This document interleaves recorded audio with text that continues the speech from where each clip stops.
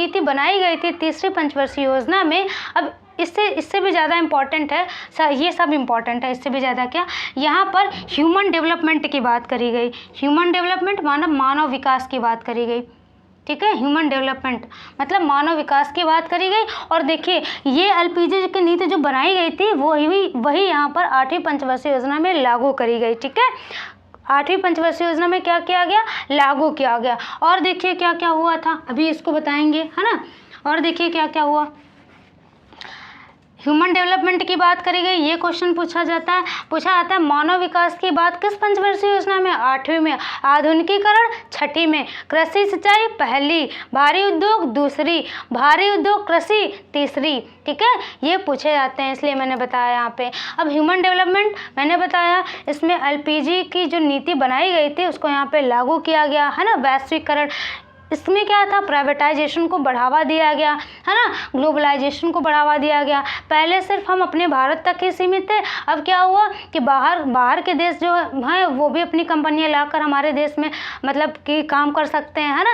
अब ये जब हमारे देश में आय का स्रोत बनेगा, लोगों को रोज़गार मिलेगा, इनकम बढ़ेगी उससे, तो ह्यूमन डेवलपमेंट तो होगा ही। अगर ह्यूमन डेवलपमेंट हो रहा तो अगर लोगों का विकास हो रहा तो देश का विकास तो होना ही है।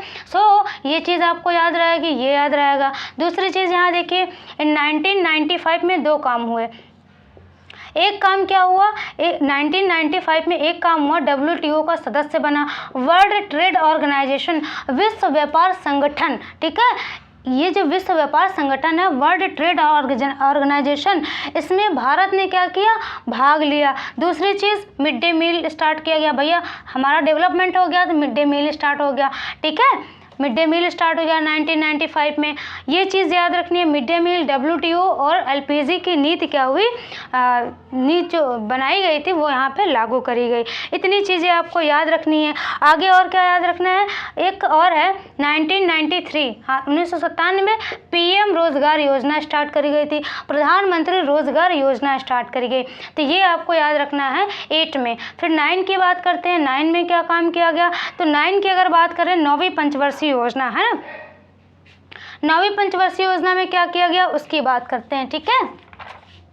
9वीं पंचवर्षीय योजना में कौन कौन सी चीज़ें करी गई, 9वीं पंचवर्षीय योजना में, हाँ देखिए 9वीं पंचवर्षीय योजना, अब इसको थोड़ा साफ कर लेते हैं ना फ्रेंड्स।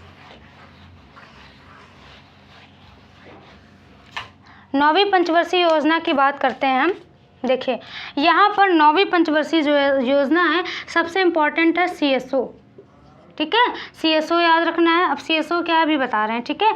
उसके बाद यहाँ पर KCC, है ना, और स्वर्णिम चतुर्भुज योजना, स्वर्णिम चतुर्भुज योजना। देखिए पहले इसकी बात कर लेते हैं ना CSO की। देखिए CSO का फुल फॉर्म होता है सेंट्रल स्टैटिस्टिकल ऑर्गेनाइजेशन, ठीक है। ये ऑर्गेनाइजेशन कब हुआ, देखिए सबसे पहले इसका जो हिंदी नेम देख लीजिए, हिंदी में बोला जाता है इसे सेंट्रल, हाँ केंद्रीय सांख्यिकी ऑर्गेनाइजेशन, संगठन कहा जाता है, ठीक है। क्या नाम है इसका, इसका नाम है केंद्रीय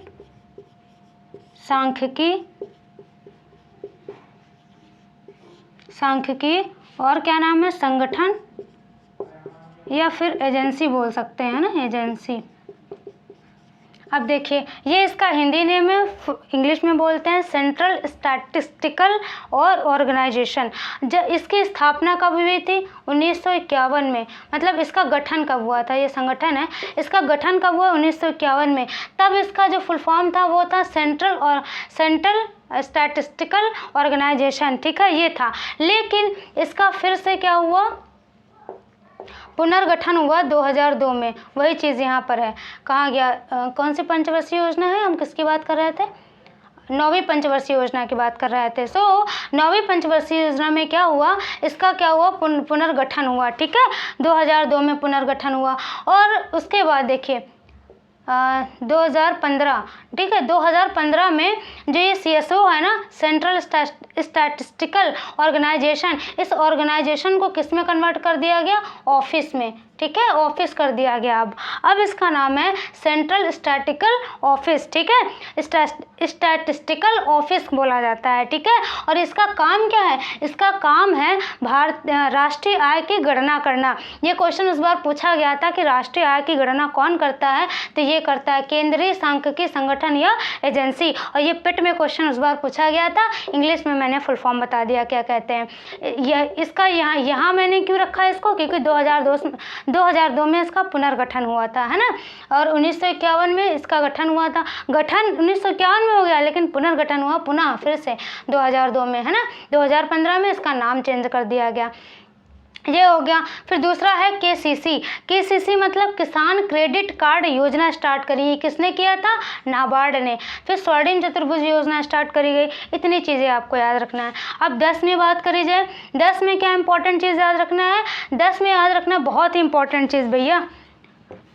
अभी इतनी चीज़ आपको समझ आई।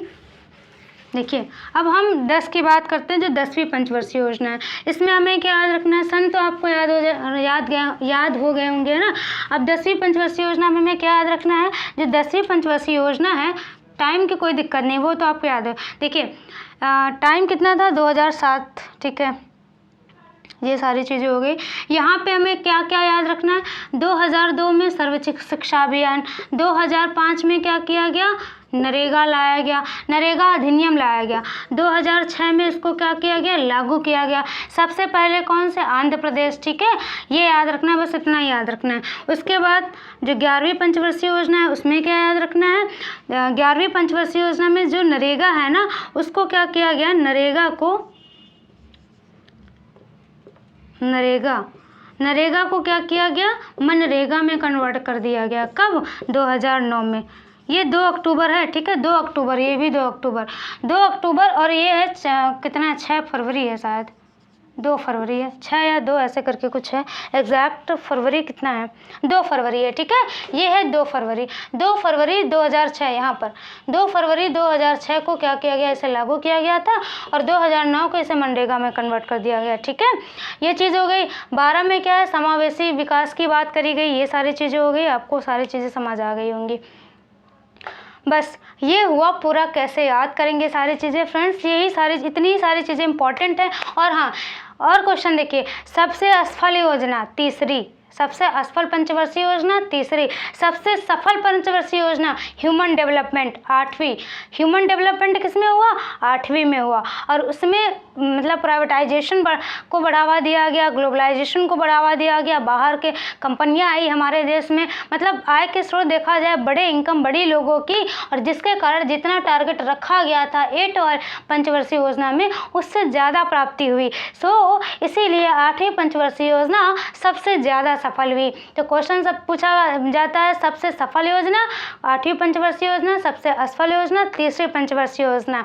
और एक क्वेश्चन है कि कौन सी ऐसी पंचवर्षीय योजना जो समय से पहले यानी 5 साल के लिए थी लेकिन चली 4 साल थी, वो कौन सी थी? ये है 5वीं पंचवर्षीय योजना।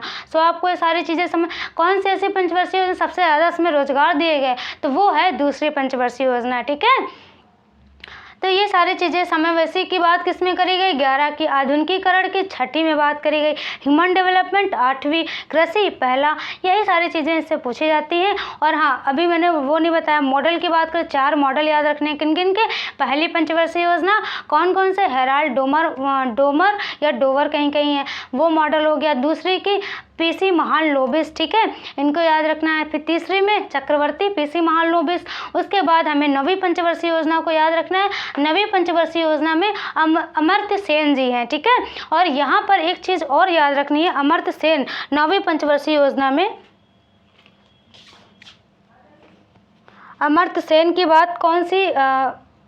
न्यायिक प्रणाली करके था, सामाजिक न्याय व समानता की बात करी गई है ना। तो इन्होंने जो ये सामाजिक न्याय एवं समानता की बात का मतलब, यहाँ पे इसका मतलब क्या हुआ? गरीब और अमीर दोनों पे अर्थव्यवस्था के साथ साथ हम क्या करें, जो भी गरीब हैं, जो भी अमीर हैं, उनको भी ध्यान दें। ऐसा नहीं अमीर अमीर ही रहे, गरीब गरीब ही रहे, है ना। तो ये कौन सी न्यायिक प्रणाली करके था, उसकी व्यवस्था, न्यायिक प्रणाली को अपनाया था किसमें? 9वीं पंचवर्षीय योजना में, ठीक है। सामाजिक न्याय व समानता की बात करी गई थी। 1 मिनट फ्रेंड्स, इसको मैं क्लियर कर लेती हूँ, क्या बोला जाता था उसको, नाम नहीं याद रहा मुझे। हाँ, न्यायपूर्ण वितरण प्रणाली, ये बात कर रहे थे हम, न्यायपूर्ण वितरण प्रणाली। ठीक है, ये किसमें अपनाया गया, ये अपनाया गया था 9वीं पंचवर्षीय योजना में। किसके द्वारा, अमर्त्य सेन के द्वारा। ठीक है, और इसमें क्या था, इसमें यही था किसके द्वारा, मतलब सामाजिक और आर्थिक न्याय देंगे, जो भी लोग होंगे उन पे ध्यान देंगे अर्थव्यवस्था के साथ साथ, यही चीज़ कहा गया था। तो ये था हमारा आज का वीडियो। कैसा लगा आपको फ्रेंड्स, क्या आपको थोड़ा बहुत भी समझ आया, क्या क्या चीज़ें हमें याद रखनी है, कैसे याद रखनी है, 1-2 बार आप देखेंगे सारी चीज़ें क्लियर हो जाएंगी। तो मुझे नहीं लगता कि आपको रटने की ज़रूरत है, यदि आप योजना आपका तैयार कर लेते हैं ना। तो ये था हमारा आज का वीडियो, कैसा लगा आप ज़रूर बताएं। आगे हम बात करेंगे जो भी आगे की चीज़ें दे रखी हैं, जो मिश्रित अर्थव्यवस्था और उसकी बात कर रखी है, तीसरा चैप्टर जो है उसकी बात करेंगे। योजना आयोग की बात हो गई, नीति आयोग मैंने बता दिया कि नीति आयोग वैसे हमारे सिलेबस में नहीं दे रखा, लेकिन हम इसको मतलब बता दिए थे कि योजना आयोग अब समाप्त, मतलब योजना आयोग को किस में कन्वर्ट कर दिया गया, नीति आयोग में कन्वर्ट कर दिया गया ना, कब, 1 जनवरी 2015 को। बस और कुछ नहीं है, सारी चीज़ें वैसे ही हैं, कोई दिक्कत नहीं है इसमें, है ना। 5 साल वाली प्लानिंग नहीं है, ये चीज़ है। और क्या था, नीति आयोग का पंचवर्षीय योजना पूरी कंप्लीट हो गई। अब हम तीसरे चैप्टर की बात करेंगे, जिसमें शायद सार्वजनिक और जो मिश्रित अर्थव्यवस्था है उसकी बात करी गई है, वो चैप्टर अच्छे से क्लियर करेंगे। ठीक है, उसके बाद जो भी क्रांति वगैरह दे रखी, हरित क्रांति, ऑपरेशन फ्लड, ये सारी चीज़ें सब बताएंगे। सो कैसा लगा हमारा वीडियो आज का फ्रेंड, ज़रूर बताएं। यदि अच्छा लगा, आपको समझ में आया हो तो कमेंट बॉक्स में टाइप करके ज़रूर बताएं। चैनल को सब्सक्राइब करें, यदि आप चैनल पर नए हैं अपने दोस्तों के साथ शेयर करें। फ्रेंड्स, आप शेयर करते हैं ना तो मोटिवेशन मिलता है, और कुछ नहीं है ना, मतलब शेयर करते हैं, सब्सक्राइब करते हैं लोग, लाइक करते हैं, कमेंट करते हैं, तो अच्छा लगता है हमें ना। और भी हम मतलब कि जितना पढ़े हैं उससे भी बेहतर देने का प्रयास करते हैं कि नहीं, जितना मैंने खुद पढ़ा है उससे भी बेहतर देने का प्रयास करूँ। सो कैसा लगा आपको ज़रूर बताएं friends. Thank you for watching my video friends.